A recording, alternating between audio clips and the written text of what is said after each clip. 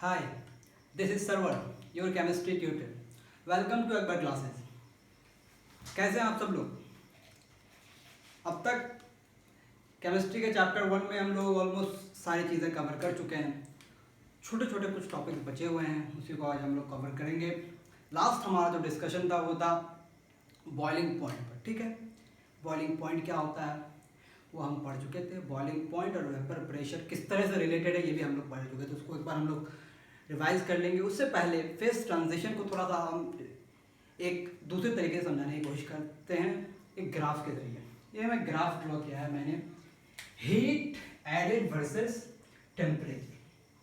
Temperature और heat के बीच का एक हमने ग्राफ ड्रॉ किया है. हम देख रहे हैं कि देखते क्या है कि सॉलिड में अगर हीट ऐड करते हैं तो वो सॉलिड एक फिक्स टेम्परेचर में लिक्विड में कन्वर्ट होता है. ओके, फिर वो लिक्विड में हीट ऐड करते करते कैसा टेम्परेचर आता है जब वो लिक्विड गैसेस स्टेट में कन्वर्ट होता है. या फिर इसका अगर ऑपोजिट आप वे देखें, आपके पास एक गैस है, गैस से हीट आप एक्सट्रैक्ट करेंगे, बाहर निकालेंगे तो वो गैस एक फिक्स टेम्परेचर में आके लिक्विड में कन्वर्ट हो जाएगा. फिर अगर उस लिक्विड से आप हीट एक्सट्रैक्ट करते रहेंगे कैसा टेम्परेचर आएगा, जिस टेम्परेचर पे आपका क्या हो जाएगा, वो लिक्विड सॉलिड स्टेट में कन्वर्ट हो जाएगा. तो उधर से नहीं देख के हम लोग इधर से जाएंगे, सॉलिड से गैस की तरफ. ठीक है, आपके पास एक सॉलिड है किसी टेम्परेचर पे, मान लेते हैं कोई एक टेम्परेचर है, कोई भी एक टेम्परेचर है, इसमें आपके पास एक सॉलिड अवेलेबल है. ठीक है, अब आप इस सॉलिड में हीट ऐड करना शुरू किए. हीट ऐड करते करते जब आप यहाँ तक हीट ऐड कर लिए, ठीक है, जैसे जैसे हीट ऐड करते हैं टेम्परेचर बढ़ता है. क्या करता है, टेम्परेचर बढ़ता है. ये एक्सिस क्या है, टेम्परेचर है, ये एक्सिस क्या है, आप हीट ऐड कर रहे हैं. आप हीट ऐड करना शुरू किए, जो ही हीट ऐड करना शुरू किए टेम्परेचर रेज करना शुरू हुआ. एक ऐसा टेम्परेचर आया जब अब हीट देने पर, हीट तो आप दे रहे हैं लेकिन टेम्परेचर कांस्टेंट हो गया. ग्राफ स्ट्रेट होने का मतलब क्या है, टेम्परेचर बढ़ नहीं रहा, टेम्परेचर कांस्टेंट हो गया, टेम्परेचर फिक्स हो गया. अब इस टेम्परेचर में यहाँ से यहाँ तक जो टेम्परेचर, जो हीट आप दे रहे हैं, ये हीट क्या कर रहा है, फेज ट्रांजिशन कर रहा है. अगर आप हीट दे रहे हैं सिस्टम में तो क्या होगा, मेल्टिंग होगा. क्या होगा, मेल्टिंग. ठीक है, यानी कि यहाँ से यहाँ तक सॉलिड से पूरा का पूरा लिक्विड में कन्वर्ट होने के लिए जो हीट आप दे रहे हैं, वो हीट इस समय क्या कहलाएगा, इस टेम्परेचर के बाद जो हीट आप देते हैं वो हीट क्या कहलाता है. यहाँ से यहाँ तक जो हीट लगता है, इसी हीट को आप क्या कहते हैं, लेटेंट हीट कहते हैं. This is called latent heat. ठीक है, अब ये लेटेंट हीट रिक्वायर्ड हीट है. ठीक है, अगर आप इधर से आएंगे तो हीट बाहर निकालेंगे, तब भी ये लेटेंट हीट है. आप इधर से इधर जाएंगे, हीट देंगे, तब भी ये क्या है, लेटेंट हीट है. टेम्परेचर कांस्टेंट होता है. आ रही बात समझ में. इस टेम्परेचर में सॉलिड भी आपका हो सकता है, आपका लिक्विड भी हो सकता है. ये सॉलिड लिक्विड में कन्वर्ट होगा कब, जब आप हीट देते रहेंगे. ये लिक्विड, अगर वो लिक्विड बन गया तो वो लिक्विड किसमें कन्वर्ट होगा, सॉलिड में कन्वर्ट होगा, अगर आप वहां से हीट बाहर निकालेंगे. इस टेम्परेचर को हम लोग क्या बोल रहे हैं, मेल्टिंग पॉइंट बोल रहे हैं. This is your melting point, क्योंकि आप इधर से इधर जा रहे हैं, सॉलिड से लिक्विड की तरफ जा रहे हैं प्रोसेस. लेकिन अगर आप इधर से इधर आएंगे तो यही टेम्परेचर क्या बन जाएगा, फ्रीजिंग पॉइंट बन जाएगा. क्लियर. अब वो लिक्विड में पूरा का पूरा कन्वर्ट हो गया. अब इस लिक्विड में जो ही हीट आप ऐड करना शुरू करेंगे, अब फिर से टेम्परेचर रेज करना शुरू करेगा. अब आप देख सकते हैं टेम्परेचर रेज कर रहा है. ठीक है, टेम्परेचर रेज करेगा, ऐसा टेम्परेचर आएगा जब पार्टिकल्स के पास इतनी काइनेटिक एनर्जी आ जाएगी कि अब वो कहाँ चला जाएगा, गैस स्टेट में जाना शुरू हो जाएगा. उस टेम्परेचर को आप क्या बोल देंगे, बॉइलिंग पॉइंट बोल देंगे. और थ्रू आउट जब तक वो पूरा का पूरा लिक्विड गैस में कन्वर्ट ना हो जाए, तब तक टेम्परेचर क्या रहेगा, कांस्टेंट रहेगा. तो हम लोग क्या कहते हैं, टेम्परेचर रिमेन्स कांस्टेंट. कब, जब फेज ट्रांजिशन हो रहा है. Temperature remains constant during phase transition. Phase transition के दौरान टेम्परेचर कांस्टेंट रहता है. That should be remembered. ठीक है, अब इस टेम्परेचर पे आपके पास लिक्विड था, अब इस लिक्विड में हीट ऐड करेंगे तो किस में कन्वर्ट होगा, गैस में कन्वर्ट होगा. और उस टेम्परेचर को आप बोलेंगे बॉइलिंग पॉइंट. और उस वक्त जो हीट आप देंगे यहाँ से यहाँ तक, ये हीट क्या हो जाएगा, ये भी हो जाएगा लेटेंट हीट. ठीक है, ये हीट क्या हो जाएगा, लेटेंट हीट. लेटेंट हीट का क्या काम है, फेज ट्रांजिशन. यानी कि वो हीट जो फेज ट्रांजिशन में आ रहा है वो है लेटेंट हीट. आ रही बात समझ में? इसके उल्टा आएंगे तो कंडेंसेशन हो जाएगा। आ रही बात समझ में? यानी कि बॉइलिंग भी हो सकता है सेम टेम्परेचर पे कंडेंसेशन भी हो सकता है। बॉइलिंग कब होगा? जब हीट आप देंगे। कंडेंसेशन कब होगा? जब आप हीट लेंगे। Very simple. अब इसको कॉपी कर ले, आपके कॉन्सेप्ट के लिए बहुत इंपॉर्टेंट है। अब एक सवाल है कि temperature remains constant during phase transition. अगर आपसे पूछा जाए व्हाई, इस वाई का आप क्या आंसर करेंगे? आप इसको बारे में खुद सोच सकते हैं, इसका आंसर क्या होगा कि टेम्परेचर कांस्टेंट क्यों रहता है during the phase transition. Okay, ये आपके लिए क्वेश्चन हो गया, ये आप करेंगे। आप इसको कॉपी कर लें।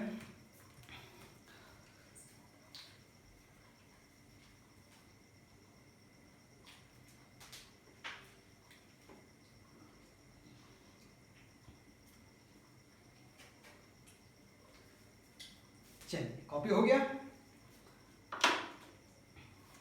आप इसको पॉज करके भी कॉपी कर सकते हैं बाद में, ठीक है। आप इसको स्क्रीनशॉट भी ले सकते हैं। ओके, अब जो हमारा लास्ट टॉपिक था वो था बॉइलिंग पॉइंट। और आज हम लास्ट क्लास में आपको बता दिए थे कि बॉइलिंग पॉइंट कौन कौन से फैक्टर्स पे डिपेंड करता है, वो डिस्कस करेंगे। उससे पहले एक बार हम बता दें कि क्या होता है वेपर प्रेशर। कोई एक लिक्विड है, लिक्विड के सरफेस पे जब उसको हम हीट करना शुरू करते हैं, या फिर ऐसे ही जो उसके जो वेपर फेज में जो पार्टिकल्स आ जाता है उसके सरफेस पे, अब वो सरफेस पे कुछ प्रेशर लगाएगा एज अ गैस। जाहिर सी बात है, वेपर फेज मतलब किसी लिक्विड का gaseous phase, that is vapour.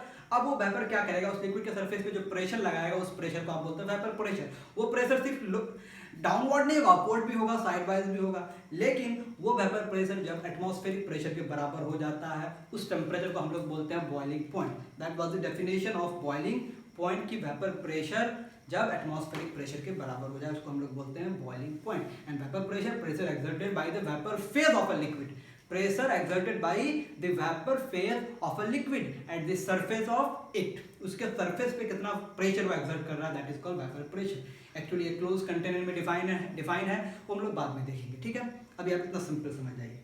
अब कौन कौन से फैक्टर्स हैं, ये हमारा आज का बेसिक टॉपिक है। Factors affecting boiling point। कौन कौन से फैक्टर्स हैं जो बॉइलिंग पॉइंट को बदलते हैं? सबसे पहला असर देखेंगे हम लोग इफेक्ट ऑफ प्रेशर, जो हम लोग पढ़ते हैं बार बार। Effect of pressure, effect of pressure. अब क्या होगा प्रेशर का इफेक्ट? एक्चुअली ये प्रेशर जब हम लोग कहते हैं, ये प्रेशर क्या है? ये एक्सटर्नल प्रेशर, ठीक है, जो लिक्विड के सरफेस पे कोई दूसरे चीज का प्रेशर हो, दूसरा जो है एटमॉस्फेरिक प्रेशर। एक्चुअली क्या है? ये एटमॉस्फेरिक प्रेशर, ठीक है। अब ये एटमॉस्फेरिक प्रेशर एक ऑलरेडी होता है नॉर्मल एटमॉस्फेरिक प्रेशर। आप प्रेशर को अगर बढ़ाएंगे, बॉइलिंग होने के लिए पहले क्या होना पड़ेगा? वेपर प्रेशर को एटमॉस्फेरिक प्रेशर के बराबर होना पड़ेगा, that is the basic, that is the condition of boiling. उसके बाद जब वेपर प्रेशर बॉइलिंग क्या नाम एटमॉस्फेरिक प्रेशर से ज़्यादा होता है, तब बॉइलिंग प्रोसेस होता है, ठीक है। अब आपने वेपर प्रेशर से ज़्यादा कर दिया, जो आपका बॉइलिंग हो रहा था किसी एक पर्टिकुलर टेम्परेचर पे, ठीक है। फॉर एग्जांपल वाटर लेते हैं 100 डिग्री सेंटीग्रेड पे बॉयल हो रहा था, आपने ऊपर से प्रेशर बढ़ा दिया। जो ही प्रेशर आपने बढ़ाया, अब आपका वेपर प्रेशर एटमॉस्फेरिक प्रेशर के बराबर पहले तो था, लेकिन एटमॉस्फेरिक प्रेशर को आप बढ़ा दिए तो वेपर प्रेशर को भी बढ़ना पड़ेगा। एटमॉस्फेरिक प्रेशर बढ़ा, वेपर प्रेशर को भी बढ़ना पड़ेगा।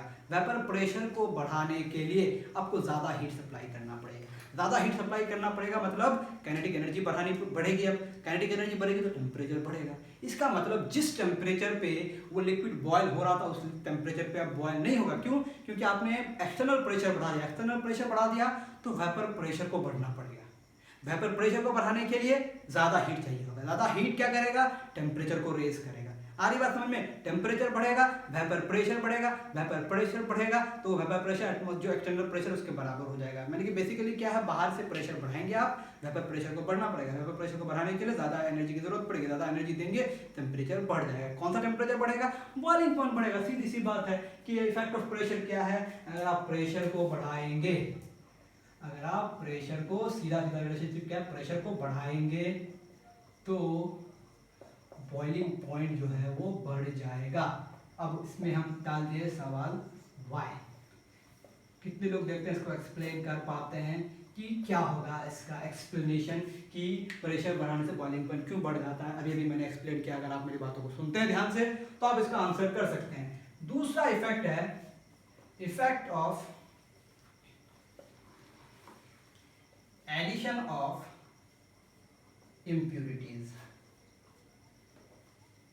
इम्प्यूरिटीज का मतलब ऐसा नहीं कि कोई गंदी चीज मिला, इम्प्यूरिटीज का मतलब आपके पास एक प्योर लिक्विड है, कोई दूसरा सॉलिड इसमें मिला रहे हैं, ठीक है।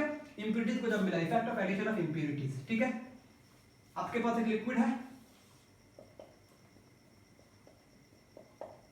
इसको आप हीट करना शुरू किए, एक पर्टिकुलर टेम्परेचर में मान लेता है ये k डिग्री सेंटीग्रेड पे ये बॉयल कर रहा है, चलो k अच्छा नहीं लगे, x डिग्री सेंटीग्रेड पे ये बॉयल कर रहा है, ठीक है। इस वक्त इसका कुछ अपना वेपर प्रेशर होता, लेकिन आप इसमें कुछ सॉलिड पार्टिकल्स, इसमें कुछ सॉलिड डाल दिए, इसमें कुछ सॉलिड डाल दिया, कोई सॉलिड डाल, लेट्स टेक सम सॉलिड, इसमें सॉलिड पार्टिकल्स आ गए, ठीक है। जब ये प्योर था तो इसके सरफेस पे सिर्फ इसी लिक्विड के पार्टिकल्स थे, तो जितना वेपर प्रेशर हो रहा था सिर्फ इसकी वजह से हो रहा था। अब कोई सॉलिड आ गया तो जितने पार्टिकल्स वेपर फेज में जा रहे थे उतने पार्टिकल्स वेपर फेज में अब एक पर्टिकुलर टेम्परेचर में नहीं जा पाएगा, क्यों? क्योंकि नए पार्टिकल्स आ गए हैं जो सॉलिड है मान लेते हैं, ठीक है, या फिर कोई दूसरा है, जाहिर सी बात है। तो इसका जो ओरिजिनल बॉइलिंग पॉइंट था वो बढ़ जाएगा। क्यों बढ़ जाएगा? क्योंकि जिस टेम्परेचर में उसका वेपर प्रेशर था उस वक्त उसका वेपर प्रेशर एटमॉस्फेरिक प्रेशर बराबर था एक पर्टिकुलर टेम्परेचर में, लेकिन आप क्या कर दिए, कुछ इम्प्यूरिटीज डाल दी तो सरफेस में वो पार्टिकल्स भी आ गए, उस पार्टिकल्स की वजह से इसका रिलेटिव नंबर घट गया। आने बात हमने जो इसका सरफेस पे जितना पार्टिकल्स पहले रह रहा था उतने पार्टिकल्स नहीं, उसने पार्टिकल्स को फिर से वेपर फेज में ले जाने के लिए इस टेम्परेचर को बढ़ाना पड़ेगा, यानी कि इस बॉइलिंग पॉइंट को x डिग्री सेंटीग्रेड से x प्लस समथिंग करना पड़ेगा। यानी कि जब आप एडिशन इम्प्यूरिटीज को ऐड करते हैं तो बेसिकली क्या होता है, वेपर प्रेशर घट जाता है। क्या करता है, इम्प्यूरिटीज को ऐड करने पर ये क्या कराता है, वेपर प्रेशर को घटा देता है। आगे का समझ में, वेपर प्रेशर अब घट गया तो वेपर प्रेशर को बढ़ाना पड़ेगा, फिर से बॉयल करने के लिए वेपर प्रेशर को बढ़ाना पड़ेगा, और वेपर प्रेशर को बढ़ाने के लिए आपका क्या बढ़ाना पड़ेगा, बॉइलिंग पॉइंट को बढ़ाना पड़ेगा। यानी कि on adding impurities vapour pressure decreases, to increase the vapour pressure up to the atmospheric pressure we need to supply more and more heat. On doing that, the temperature of the new liquid, that is mixture, increases. It means now this mixture will boil at higher temperature. आ रही बात समझ में? क्यों? क्योंकि mixture का vapour pressure एक same temperature x degree centigrade पे आपके पास कोई प्योर लिक्विड है, x डिग्री सेंटीग्रेड पे आप उसमें चीनी डाल दिए या फिर कोई दूसरा सॉलिड डाल दिए तो वेपर प्रेशर घट गया।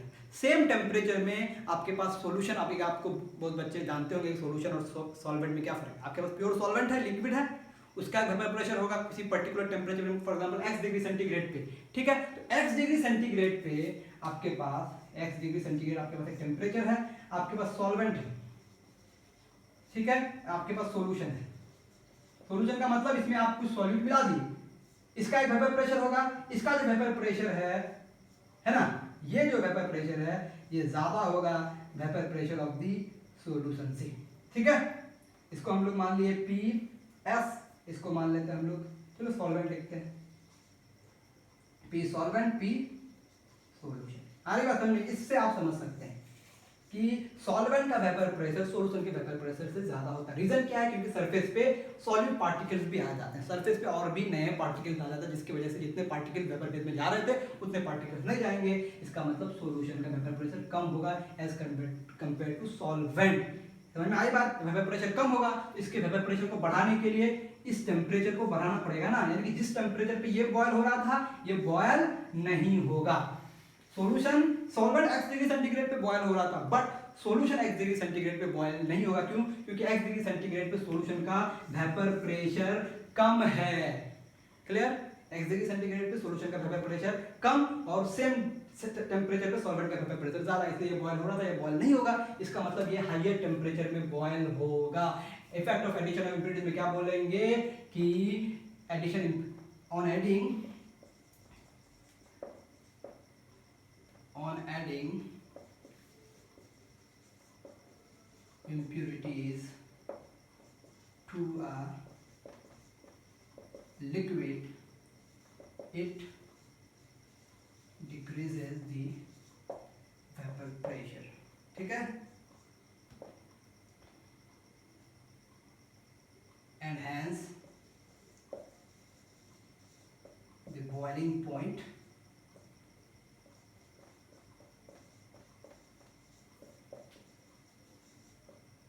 increases. क्लियर? वेरी, ठीक है। बॉइलिंग पॉइंट क्या करता है? इंक्रीज करता है। प्रेशर बढ़ाने पर भी बॉइलिंग पॉइंट इंक्रीज करता है। वहां भी रीजन क्या है? वेपर प्रेशर को बढ़ाना पड़ेगा। यहाँ भी रीजन क्या है? वेपर प्रेशर को बढ़ाना पड़ेगा। आप इसको कॉपी करें। ओके,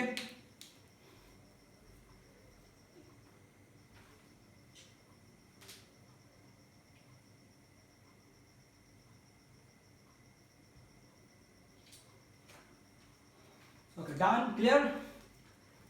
आई थिंक डाउट नहीं होगा। जो क्वेश्चंस मैं यहाँ दे रहा हूँ, ये क्वेश्चंस आप जरूर लिखेंगे either in the comment section अपनी कॉपी में, उसके बाद आप व्हाट्सएप पे मैसेज करिए जैसे आपको सुविधा हो। ठीक है, कमेंट लिखने से हम लोग का कमेंट्स बढ़ेगा। ठीक है, अब हमारा नेक्स्ट टॉपिक है जो बहुत ही इंपॉर्टेंट है, वो है latent heat of vaporisation. Latent heat तो समझ में आ गया, the heat energy which is required for phase transition to convert the phase। अब लेटेंट हीट ऑफ वेपोराइजेशन किससे बोलेंगे हम लोग? लेटेंट हीट ऑफ, अगर आपको जानते हैं तो बोल भी सकते हैं latent heat of vaporisation.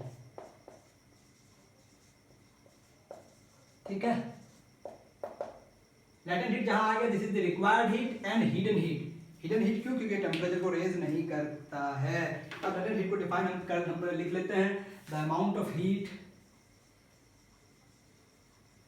the amount of heat energy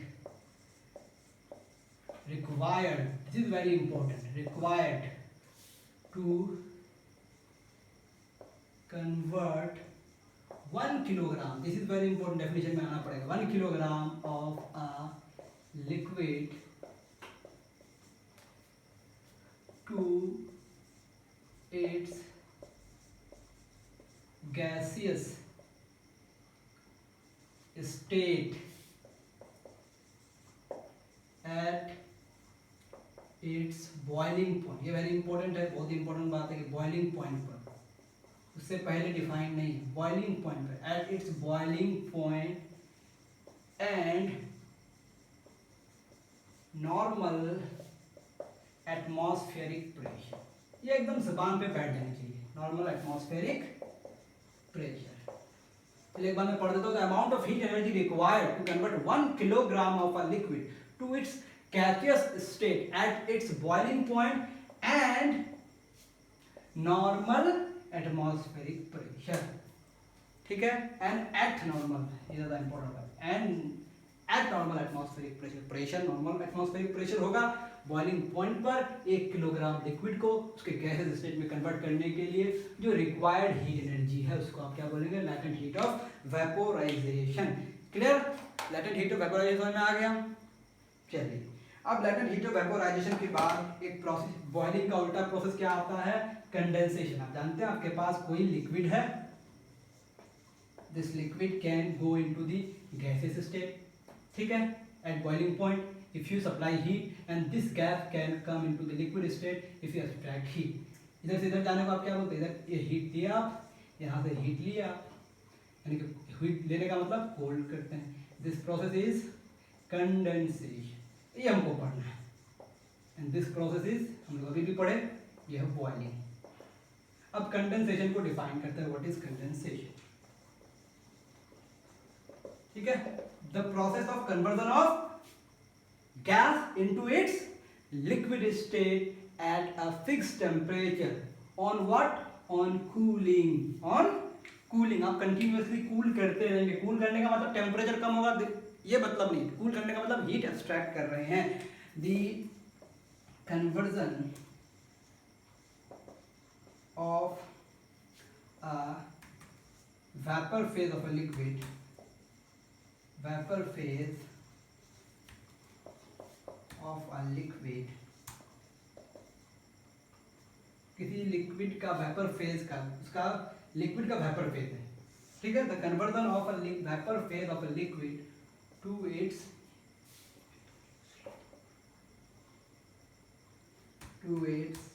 liquid state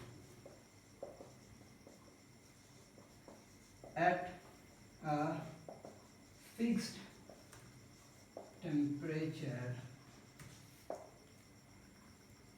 on cooling।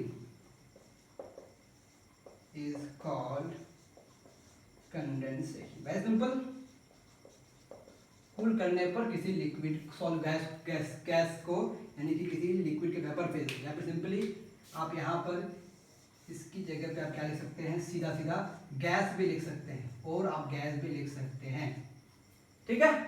Vapour phase of a liquid यानी कि गैस भी आप इसको बोल सकते हैं। क्लियर? ये हो गया हमारा कंडेंसेशन। अब एक क्या होता है, सिर्फ कंडेंसेशन ही नहीं होता है, किसी गैस को लिक्विड में कन्वर्ट करने के एक प्रोसेस है सिर्फ कूलिंग, दूसरा प्रोसेस है cooling and compression. Cooling and compression का मतलब क्या है, effect of pressure. Now you are increasing the pressure. कोई गैस को आप धीरे धीरे ठंडा करेंगे, टेम्परेचर डाउन करेंगे, एक पर्टिकुलर टेम्परेचर के नीचे लाने के बाद आप प्रेशर को बहुत ज़्यादा डिक्रीज करेंगे बट इंक्रीज करेंगे। प्रेशर के इफेक्ट की वजह से पार्टिकल्स एक दूसरे के क्लोज आता है, जाहिर सी बात है। किसी गैस का लिक्विड बनना मतलब पार्टिकल्स का एक दूसरे के साथ स्टिक करना, वेरी सिंपल। तो आप प्रेशर लगाएंगे तभी पार्टिकल्स क्लोज आएंगे, टेम्परेचर कम करेंगे तभी पार्टिकल्स की एनर्जी घटेगी, धीरे धीरे वो क्लोज आएगा, ठीक है। अब एक टेम्परेचर भी आप कम कर रहे हैं, साथ साथ प्रेशर भी अप्लाई कर रहे हैं। इस तरह से किसी गैस को लिक्विड में कन्वर्ट करने को कहते क्या है, बताइए, किसी को याद है? This is called what? Liquefaction. Liquefaction नहीं, मेरे ख्याल से स्पेलिंग होता है लिक्विफिकेशन, आप चेक कर सकते हैं। दिस इज लिक्विफिकेशन होता है कि लिक्विफिकेशन होता है, देख लेते हैं।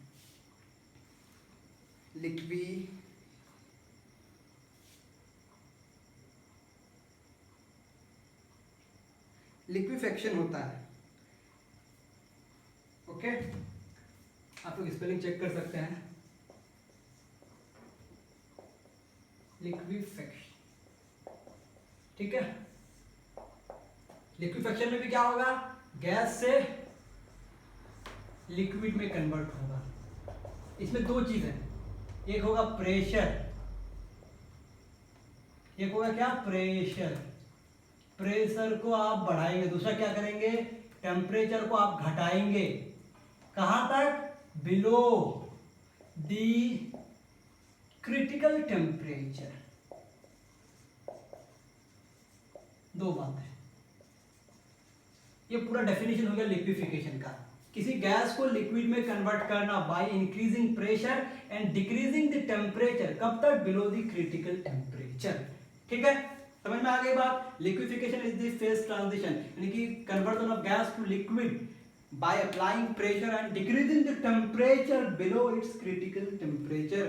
And what is critical temperature? ये हम डिस्कस कर चुके थे कि critical temperature क्या होता है, the maximum temperature above which gases cannot be liquefied whatever the pressure you may apply. What is critical temperature? अब इसको डिफाइन कर सकते हैं, critical temperature क्या होता है। critical temperature क्या होता है? The maximum temperature, critical temperature को लोग लिखते हैं TC, ठीक है। The maximum temperature, ठीक है। The minimum लिखने से ज्यादा मेरे ख्याल में अच्छा, the minimum temperature, मैक्सिमम नहीं,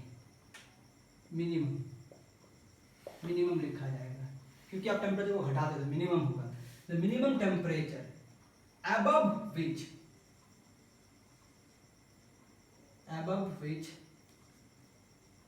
gases can't be liquefied, ठीक है। अब अगला जो शर्त क्या है, whatever the, यानी कि लिक्विफिकेशन में ये बात आती है, लिक्विफिकेशन में whatever the pressure you may apply, आप जितना भी प्रेशर अप्लाई कर रहे हैं आपका गैस लिक्विड में कन्वर्ट नहीं होगा। यानी किसी गैस को लिक्विड में कन्वर्ट करने के दो प्रोसेस हो गए, एक हो गया सिंपल कूलिंग, एक हो गया प्रेशर को बढ़ाइए, टेम्परेचर को घटाइए। कहां तक घटाएंगे? Below the critical temperature. And what is critical temperature is given in your book. ये हो गया लिक्विफिकेशन, ठीक है। यानी कि गैस को लिक्विफाई भी कर सकते हैं, कंडेंसेट भी कर सकते हैं, सिंपल। अब लास्ट बचा हमारा किसी सॉलिड का सीधे गैस में चला जाना, सॉलिड का गैस में जाना, हीट करेंगे तो, and this process is what is this? Sublimation, ठीक है। और गैस को अगर आप ठंडा करेंगे, सेम मैटर आपके पास, ठीक है, ठंडा करेंगे तो ये किस में कन्वर्ट हो जाएगा, सॉलिड में कन्वर्ट हो जाएगा। इसको लोग सब्लिमेशन भी कहते हैं या फिर किताबों में कहीं कहीं डिपोजिशन भी लिखा है। ठीक है, मेरा ख्याल है सब लोग इसका डेफिनेशन पहले ही लिख चुके हैं, इसका होमवर्क भी सबमिट कर चुके हैं। इसमें कुछ एग्जांपल्स क्या क्या हैं, एग्जांपल्स अगर आप देखेंगे तो इसमें देखेंगे आप अमोनियम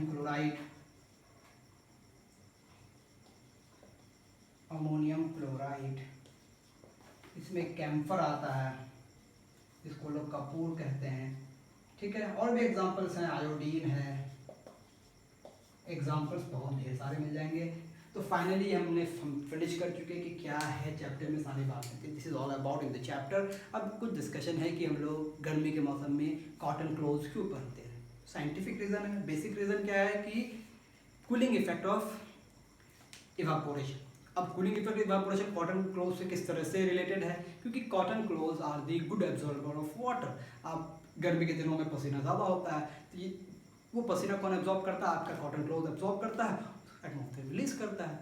आप जब एटमॉस्फेयर में रिलीज करना मतलब evaporation, and that evaporation gives you a cooling effect. इसीलिए गर्मी के दिनों में हम लोग क्या पहनते हैं, कॉटन क्लोथ। ठीक है, अब कुछ लोग कहते हैं कि आप एसीटोन वगैरह हाथ में डालते हैं तो वो कूलिंग इफेक्ट देता है। क्यों, एसीटोन आपकी बॉडी का हीट एनर्जी को एक्सट्रैक्ट करता है, एब्स्ट्रैक्ट तो नहीं करता है, हाँ एब्स्ट्रैक्ट करता है, और वो एटमॉस्फेयर में चला जाता है। यानी कि आपके बॉडी का हीट एनर्जी कहीं गया तो आपका बॉडी कैसा फील करेगा, ठंडा ठंडा, cool cool. These are the cooling effects of evaporation. That's all in the chapter. अब आप क्या करेंगे, अब आप इस चैप्टर को एनसीईआरटी थ्रूली पढ़ेंगे, पूरा का पूरा चैप्टर। ठीक है, हर एक लाइन को पढ़ेंगे। कुछ भी डाउट्स आपको आता है तो आप अपने क्वेश्चंस शेयर करेंगे। ठीक है, व्हाट्सएप ग्रुप पे शेयर करेंगे। चैप्टर ऑलमोस्ट खत्म हो गया। अब हम लोग क्वेश्चंस पढ़ेंगे। आपके पास अगर एग्जाम्पलर है, एग्जाम्पलर से बनाइए। ठीक है, आपके पास एनसीईआरटी तो होना ही है, सबके पास एनसीईआरटी से बनाएंगे। फिर क्या क्या स्पेसिफिक होमवर्क होगा वो हम व्हाट्सएप ग्रुप पे बताएंगे। आपको अगर पसंद आ रहा है तो आप शेयर करें, लाइक करें, कमेंट करें। Thank you very much.